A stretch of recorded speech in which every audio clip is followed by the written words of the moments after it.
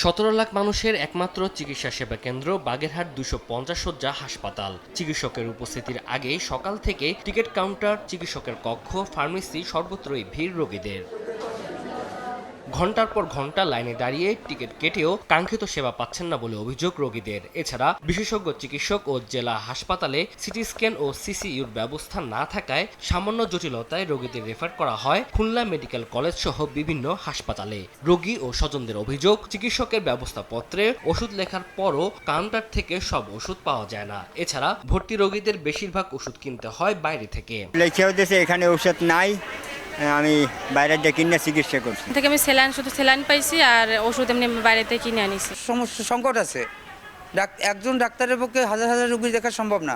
বিছানার সংকট আছে, বেডশিটের সংকট আছে, বালিশের সংকট আছে। বিশেষজ্ঞ চিকিৎসক নাই, তো এরা চোখের চিকিৎসক নাই, বিভিন্ন চিকিৎসক নাই এখানে। তো এগুলো যদি সংকট মোকাবেলা পূরণ না করা হয়, সংকট পূরণ না করা হয়, তাহলে আমরা এখানে চিকিৎসা পাবো না। হাসপাতালে চিকিৎসকের 85টি পদের মধ্যে 31টি পদ শূন্য।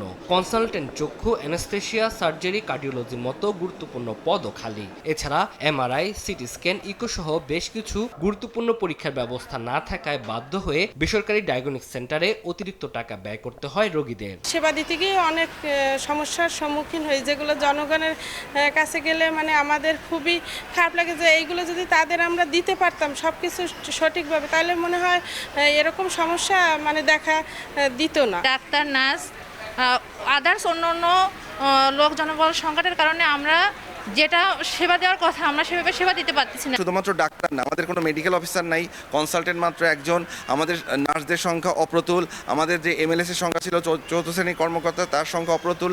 মানে সর্বদিক দিয়ে আমরা আসলে মারাত্মক একটা জনবলের ঘাটতি আমাদের রয়েছে। তবে জনবল সহ নানা সংকটের কথা স্বীকার করে বিষয়টি সমাধানের চেষ্টা চলছে বলে জানায় হাসপাতাল কর্তৃপক্ষ। চাহিদা পূরণ আমি আসলে করতে পারি না, মানে আমার সংকটের কারণে। যদি বাজেট বৃদ্ধি হয় অবশ্যই আমরা আমাদের অবস্থা থেকে আমরা চেষ্টা করব মানুষের সুসেবা দেওয়ার জন্য। হাসপাতালে প্রতিদিন 1200 থেকে 1300 রোগী চিকিৎসা নিতে আসেন। সময় সংবাদ, বাগেরহাট।